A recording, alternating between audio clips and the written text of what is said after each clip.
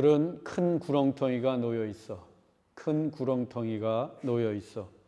이 제목으로 하나님 말씀 전하겠습니다. 신앙이란 영원한 내일을 위해 믿음으로 오늘을 사는 것입니다. 신앙이란 영원한 내일을 위해 믿음으로 오늘을 사는 것이다. 그래서 그리스도인들은 현세를 살고 있지만 그 방향은 언제나 내세를 향해 있습니다. 우리는 이 땅에 살고 있지만 날마다 천국을 사모하며 영원한 천국으로 가는 길목에서 살아갑니다. 중요한 것은 내일이 오늘에 의해 결정된다는 것입니다. 오늘 준비하지 않으면 원하는 내일을 맞이할 수 없습니다. 찬란한 내일은 오늘을 어떻게 사는지에 달려있기 때문입니다. 마찬가지로 내세의 삶은 현세의 삶에 의해 결정되고 영원한 천국에서의 인생은 이 땅에서의 인생에 의해 판가름 납니다. 그래서 우리는 오늘을 잘 살아야 합니다. 지금을 믿음으로 살아야 합니다. 예수님은 불의의 재물로 친구를 사귀라, 불의한 재물에 충성하라, 하나님과 재물을 겸하여 섬길 수 없다며 연이어서 재물에 관한 말씀을 하셨습니다. 세속적인 재물을 하나님의 뜻에 맞게 하나님이 기뻐하시는 일에 사용하라는 뜻이었습니다. 오늘의 본문도 재물에 관한 말씀으로 이어집니다. 본문 19절입니다. 한 부자가 있어 자색 옷과 고운 베옷을 입고 날마다 호화롭게 즐기더라. 한 부자가 있었습니다. 그는 자색 옷과 고운 베옷을 입었습니다. 이 자색 옷과 고운 베옷은 당시에 최고급의 옷들이었습니다.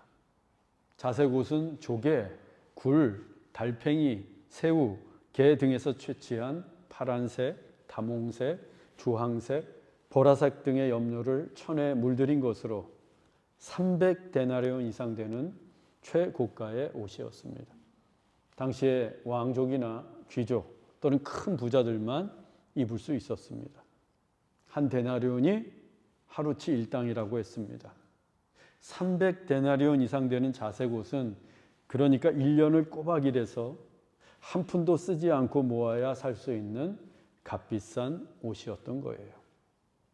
고운 베옷은 애굽에서 생산하는 세마포 옷입니다. 역시 값이 비쌌습니다. 당시 금값의 2배나 될 정도였어요. 요셉이 애굽의 총리가 된 후에 바로가 요셉에게 하사한 옷이 있는데 그 옷이 바로 고운 베옷이었습니다. 이 부자가 이토록 값비싼 자색 옷과 고운 베옷을 입고 있었습니다. 그는 또 날마다 호화롭게 잔치를 즐겼습니다. 우리말 호화롭게로 번역된 헬라어 단어가 눈부시게라는 뜻입니다. 호화로운 보석이 눈부시게 빛날 때 쓰는 단어예요. 즉 부자의 식탁이 눈이 부실 정도로 진수성찬이었고 그가 벌이는 잔치도 눈부시게 성대했다는 의미입니다.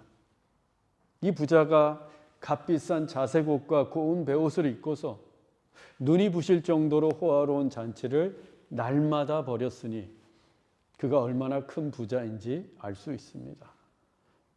이어서 예수님은 이 부자와 대비되는 한 거지를 소개하십니다. 본문 20절로 21절입니다. 그런데 나사로라 이름하는 한 거지가 헌데투성이로 그의 대문 앞에 버려진 채 그 부자의 상에서 떨어지는 곳으로 배불리려 하며 심지어 개들이 와서 그 헌데를 핥더라. 거지의 이름은 나사로였습니다. 예수님은 부자의 이름은 무명으로 처리하신 데 반해 거지의 이름은 나사로임을 분명하게 밝히고 계십니다. 이름이 존재였고 이름이 중요했던 그 시대에 예수님이 거지의 이름을 밝히신 것은 그 이름이 담고 있는 의미가 중요했기 때문입니다. 나사로의 뜻은 하나님은 나의 도움이시다입니다. 하나님은 나의 도움이시다. 이것은 나사로가 하나님을 믿고 있는 사람이었음을 나타냅니다. 그는 가진 것 없는 거지였지만 하나님을 자기의 도우심으로 여기며 하나님을 믿던 사람이었습니다. 어쩌면 그의 이름처럼 나사로, 하나님의 도우심 외에는 믿을 데가 없었는지도 모릅니다. 또 그의 몸은 상처가 많은 헌대투성이었는데, 그의 몸이 헌대투성이라고 하는 것은 병원에도 갈 형편이 되지 못했던 거예요. 너무 가난해서. 그 거지 나사로가 부잣집 대문 앞에 버려졌습니다.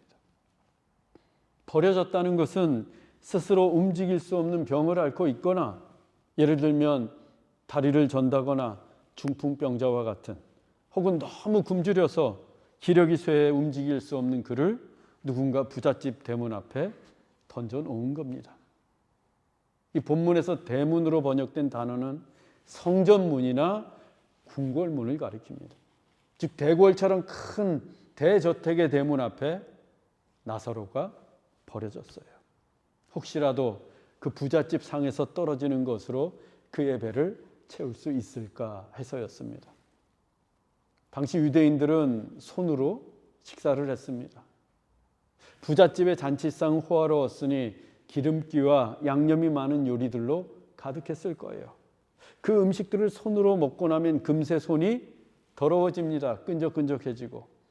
그래서 부자의 식탁에는 곳곳에 빵을 준비해 놓았는데 음식이 묻은 그 손을 빵으로 닦고서 그 빵을 바닥에 버렸습니다. 그러면 개들이 달려와서 그 빵을 먹곤 했는데 나사로도 그 버려진 빵으로 자기 배를 채우려고 했던 겁니다. 그런데 부잣집의 대문이 열리지 않았던 모양입니다. 동네를 어슬렁거리던 굶주린 개들이 먹을 게 없어서 나사로의 헌대를 핥은 것으로 보아 대문이 열리지 않은 것이 분명합니다. 나사로는 그 부잣집 상에서 떨어지는 빵도 먹을 수가 없었던 거예요. 부자의 상에서 버려진 빵처럼 부잣집 대문 앞에 나사로가 버려졌습니다. 부자와 나사로 사이에는 대문 하나뿐이었지만 둘 사이의 간극은 너무도 컸습니다. 마치 건널 수 없는 큰 구렁텅이처럼. 최고급의 자색 옷과 고운 베옷을 입고서 날마다 호화로운 잔치를 벌이는 부자, 그 부잣집에 굳게 닫힌 대문 앞에 버려진 헌대투성이의 거지 나사로, 두 사람은 너무도 대조적이었습니다. 그런데 이 생에서는 결코 같은 것을 함께 할 수 없었던 두 사람에게 똑같은 일이 생겼습니다. 바로 죽음이었습니다. 본문 22절로 24절입니다. 이에 그 거지가 죽어 천사들에게 받들려 아브라함의 품에 들어가고 부자도 죽어 장사됨에 그가 음부에서 고통 중에 눈을 들어 멀리 아브라함과 그의 품에 있는 나사로를 보고 불러 이르되 아버지 아브라함이여 나를 긍휼히 여기사 나사로를 보내어 그 손가락 끝에 물을 찍어 내 혀를 서늘하게 하소서. 내가 이 불꽃 가운데서 괴로워하나이다.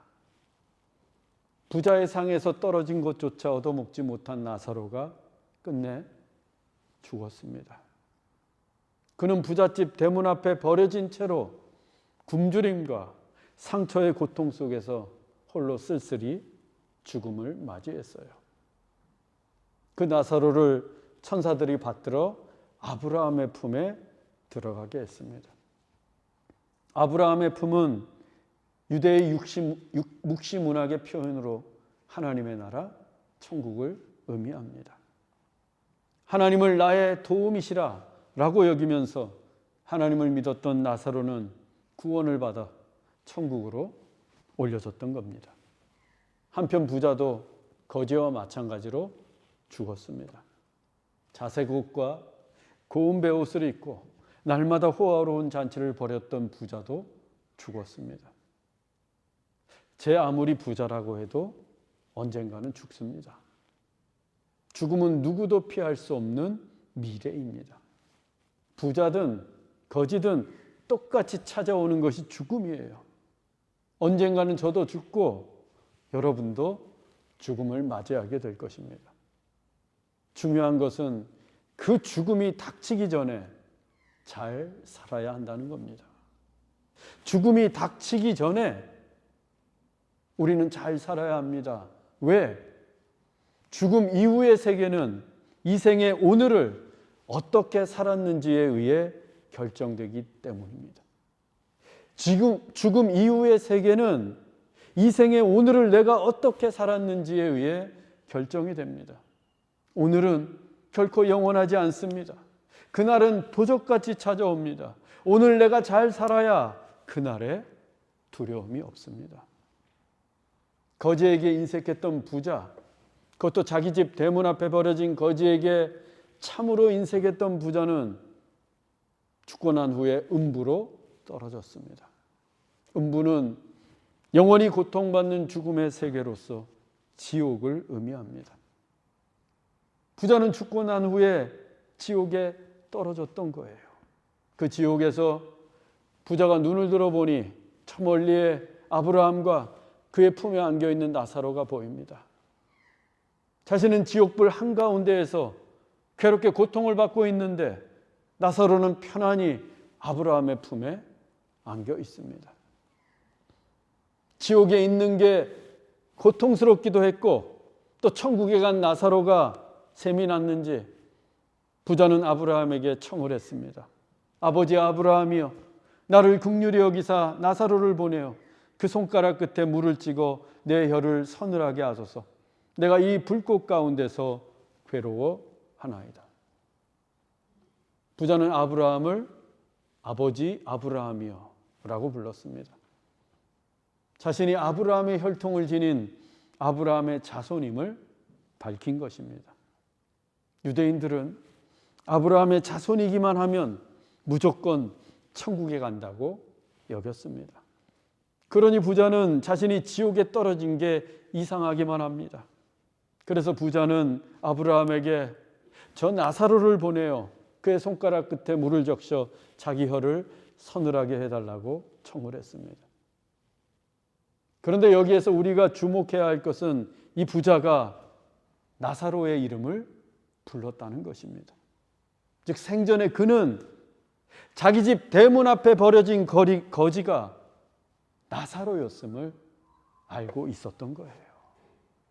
그의 이름까지도 정확하게 알고 있었습니다. 날마다 그 집에서 호화로운 잔치가 벌어졌다면 얼마나 많은 손님들이 그 대문을 드나들었겠습니까? 또 부자는 그 손님들을 맞기 위해서 얼마나 자주 그 대문을 찾았겠어요. 다 보았습니다.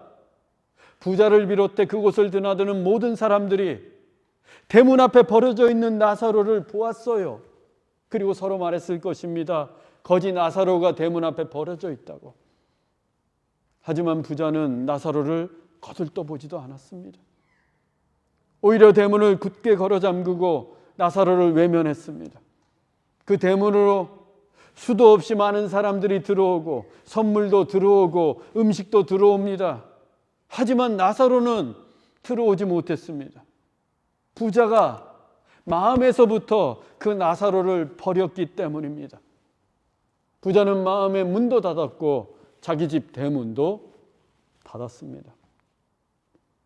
그런데 이제 와서 나사로를 찾습니다. 생전에는 나사로에게 눈길 한번 준 적이 없는데 지옥불에 떨어지고 나서야 나사로를 찾습니다. 그리고 자신은 나사로에게 긍휼 한번 베풀어 본 적 없으면서 뻔뻔하게도 아브라함에게 긍휼을 구하고 있습니다. 그는 지옥불 한가운데에서도 여전히 변한 게 없어요.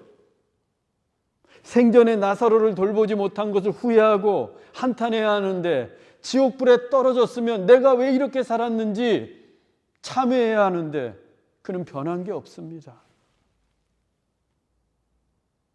지옥에 가면 회개할 수 없어요. 성령님이 그곳에 계시지 않기 때문입니다. 이어서 아브라함이 그에게 답을 합니다. 본문 25절입니다. 아브라함이 이르되 예, 너는 살았을 때에 좋은 것을 받았고 나사로는 고난을 받았으니 이것을 기억하라. 이제 그는 여기서 위로를 받고 너는 괴로움을 받느니라.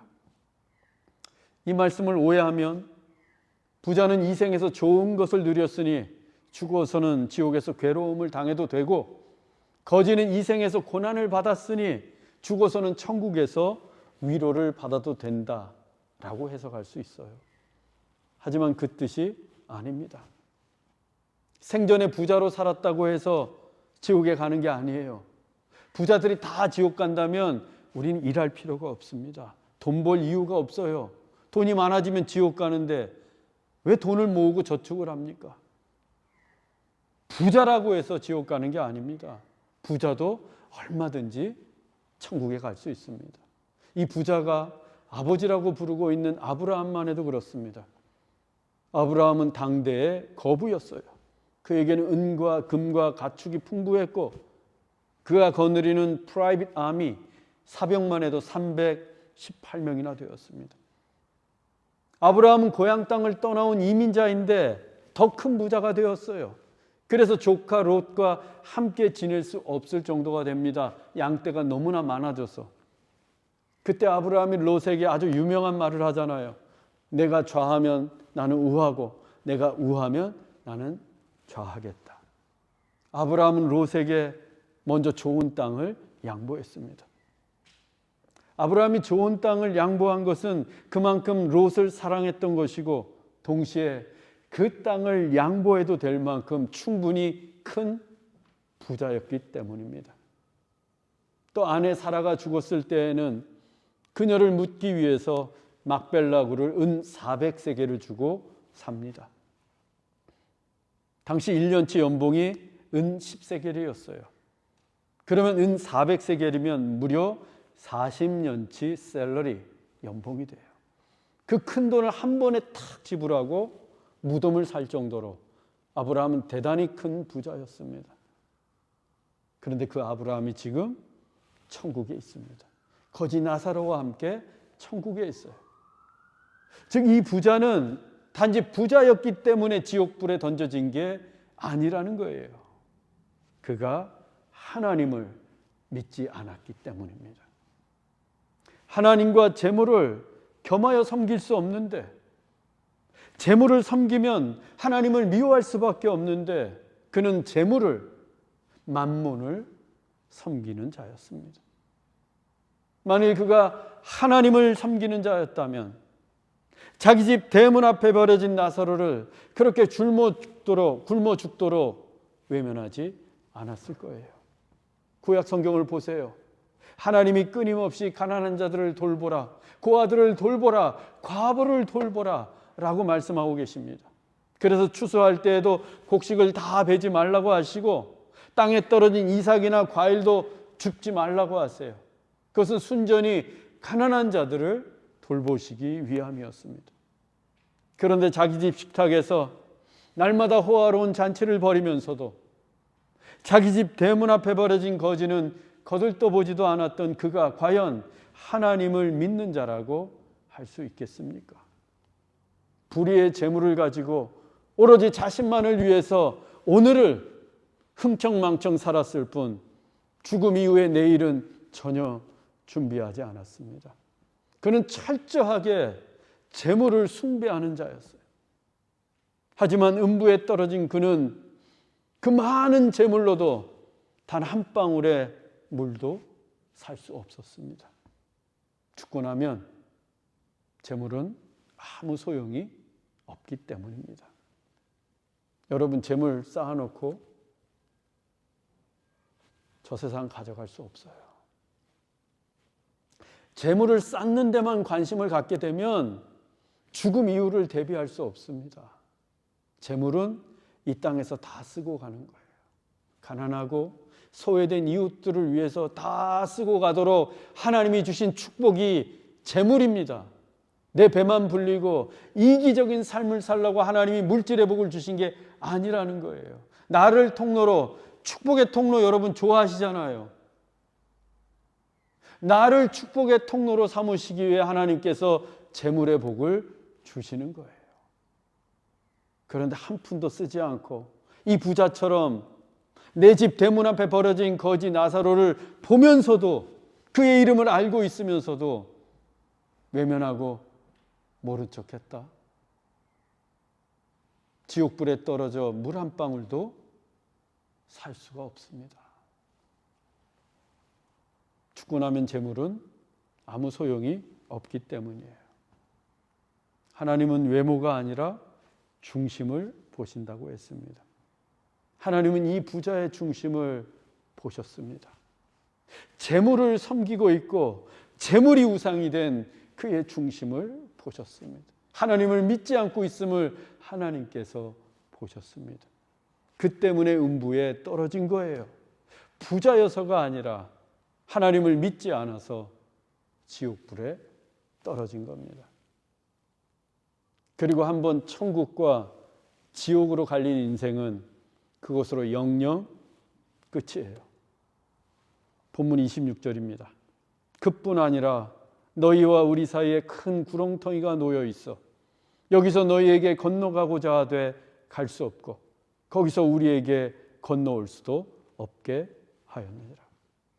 천국과 지옥 사이에는 큰 구렁텅이가 놓여 있습니다. 그 구렁텅이가 너무도 크고 깊어서 누구도 건너갈 수 없고 또 건너올 수도 없습니다. 부잣집 대문을 나사로가 넘을 수 없었던 것처럼 천국과 지옥 사이에도 서로 넘을 수가 없습니다. 누구든 천국에 한번 들어가면 영원토록 천국에서 평안하게 살게 되고, 누구든 지옥불에 한번 떨어지게 되면 영원히 고통 속에 살아야 합니다. 천국이든 지옥이든 일단 들어가면 되돌릴 수가 없어요. 그 상태가 최종적이고 영원토록 지속됩니다. 중요한 것은 이 생에서의 오늘의 삶이 내일의 사후세계를 결정한다는 겁니다. 오늘의 나의 삶이 죽음 이후의 세계를 결정합니다. 내가 이 생에서 하나님을 믿고 살면 천국에서 하나님과 함께 살게 되고, 이 생에서 하나님을 떠나 살면 지옥불에서 영영 하나님을 떠나 살게 됩니다. 그러니 이 생에서의 오늘이 얼마나 중요합니까? 오늘은 어제 죽었던 사람이 그렇게 살고 싶은 내일입니다. 오늘은 결코 영원하지 않습니다. 오늘의 시간, 오늘의 나의 삶을 허투루 보낼 수 없습니다. 미래를, 영원한 내일을 준비하는 오늘이 되어야 합니다. 그래서 오늘을 믿음으로 살아야 합니다. 오직 의인은 믿음으로 말미암아 삽니다. 저는 여러분들이 믿음으로 살기를 원합니다. 물질적인 사람이 아니라 영적인 사람이 되기를 원합니다. 재물을 추구하는 인생이 아니라 하나님을 쫓는 인생이 되기를 원합니다. 하루하루 살아가면서 무엇을 먹을까, 무엇을 마실까, 무엇을 입을까 걱정하는 인생이 아니라 하나님의 나라와 의를 먼저 구하는 인생이 되시기를 주의 이름으로 축원합니다. 그러면 어떻게 사는 것이 믿음으로 사는 것이고 영적으로 사는 것일까? 간단합니다. 단순합니다. 하나님의 말씀대로 사는 것입니다. 본문 27절로 28절 그리고 30절입니다. 아버지여 나사로를 내 아버지의 집에 보내소서. 내 형제 5이 있으니 그들에게 증언하게 하여 그들로 이 고통받는 곳에 오지 않게 하소서. 만일 죽은 자에게서 그들에게 가는 자가 있으면 회개하리이다. 이제 부자도 천국이든 지옥이든 한번 정해지면 그것으로 끝이라는 것을 깨닫게 되었습니다. 그래서 아브라함에게 다시 청을 하는데 죽은 나사로를 자기 형제들에게 보내어 증언하게 해달라고 합니다. 죽은 나사로가 찾아간다면 그들이 회개할 것이라고 하면서, 형제들도 다 아는 거예요. 나사로가 죽었다는 것을. 나사로가 이 부잣집 대문 앞에 버려져 죽임당했다는 것을 5명의 형제들도 다 알고 있었습니다. 아무도 돌보지 않았어요. 지금 이 부자는 지옥불에 떨어진 게 너무나도 고통스럽습니다. 그래서 자기 형제들만큼은 어떻게든 그 고통스러운 지옥에 오지 않기를 바랬어요. 하지만 죽은 자는 현실의 세계에 찾아갈 수 없고 현실의 일에 관여할 수도 없습니다. 천국과 지옥만큼이나 큰 구렁텅이가 이생과 저생 사이에도 놓여 있기 때문이에요. 다만 이생에서 어떻게 사는지가 그 큰 구렁텅이 너머의 세계를 결정합니다. 그 기준이 하나님의 말씀이에요. 본문 29절 31절입니다. 아브라함이 이르되 그들에게 모세와 선지자들이 있으니 그들에게 들을지니라. 이르되 모세와 선지자들에게 듣지 아니하면 비록 죽은 자 가운데서 살아나는 자가 있을지라도 고난을 받지 아니하리라 하였다 하시니라. 아브라함은 부자의 형제들이, 너의 형제들이 모세와 선지자들에게 들어야 한다고 합니다. 모세와 선지자들은 구약에 있는 하나님의 말씀을 가리킵니다. 즉 형제들이 죽은 나사로의 말이 아니라 살아있는 하나님의 말씀을 들어야 한다는 뜻입니다. 만약 하나님의 말씀을 듣지 않는다면 비록 죽었던 자가 다시 살아난다 해도 그들은 하나님을 결코 믿지 못할 거라는 뜻이에요. 믿음은 들음에서 납니다. 들음은 하나님의 말씀으로 말미암습니다. 믿음은 들음에서 납니다. 들음은 오직 하나님의 말씀으로 말미암습니다. 죽은 사람의 말이나 혹 죽었다가 살아난 사람이 말한다 해도 인간의 말은 절대로 영생을 줄 수 없습니다. 오직 하나님의 말씀만이 우리를 영원한 생명으로 인도해 줍니다. 그래서 우리는 하나님의 말씀을 들어야 합니다. 그 생명의 말씀을 들어야 합니다. 모세와 선지자들이 있으니 그들에게 들을지니라. 이때 들을지니라 이 단어는요, 단지 귀로 소리를 듣는 청각적인 행위가 아니에요. 온 마음으로 하나님의 말씀을 경청하고 믿음으로 그 말씀에 순종하는 것을 뜻합니다. 온 마음으로 하나님의 말씀을 경청하고 믿음으로 그 말씀에 순종하는 것. 그게 하나님의 말씀을 듣는 거예요. 우리 아이는 부모 말을 잘 들어요 라고 할 때 그 뜻이 우리 아이가 히어링을 잘한다, 그게 아니잖아요. 부모 말을 잘 따르고 부모 말씀 잘 순종한다는 의미입니다. 하나님의 말씀을 듣는 것도 성경을 머리로만 알거나 설교를 귀로만 듣는 게 아니에요. 하나님의 말씀대로 사는 것, 하나님의 말씀에 순종하는 것, 그게 말씀을 듣는 겁니다. 그래서 하나님의 말씀을 듣는 것은 반드시 순종을 동반합니다. 우리는 하나님의 말씀에 치열하게 순종할 필요가 있어요. 건성건성 듣지 마세요, 여러분. 대충 대강 이래도 되겠지 하며 살지 마세요.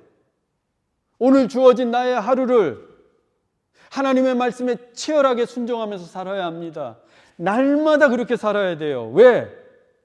내가 하나님 말씀 순종할 때 하나님의 나라가 임하기 때문입니다. 하나님의 나라가 임하면요, 내 삶이 달라져요. 병도 낫고 염려도 사라지고 꿈도 이루어지고 하나님의 나라가 충만해지면 날마다 은혜가 넘칩니다. 근데 그 나라가 언제 임하는가? 내가 치열하게 하나님의 말씀에 순종하며 살 때 임한다는 거예요. 매 순간 하나님 말씀에 순종하면 매 순간 하나님의 나라가 임합니다. 그게 진짜 신앙생활이에요. 진짜 하나님을 믿으며 사는 거예요. 우리는 진짜로 신앙생활을 해야 합니다. 진짜 하나님을 믿으면서 살아야 돼요. 그것은 머리로만, 귀로만 신앙생활하는 게 아니라 내 삶으로 하나님의 나라를 누리는 거예요. 얼마나 멋집니까? 여러분 하루 일상을 살아가는데 하나님의 나라가 여러분의 일상에 충만히 임해 있어요. 얼마나 멋져요. 그게 진짜 믿음으로 사는 겁니다. 우리 모두는 그렇게 살기를 원합니다. 사랑하는 형제자매 여러분, 오늘이 내일을 결정합니다. 이 생에서의 삶이 저생의 세계를 결정합니다. 오늘을 믿음으로 사십시오. 영적인 삶을 사십시오. 그리고 하나님의 말씀에 치열하게 순종하십시다. 날마다 치열하게 순종하십시다.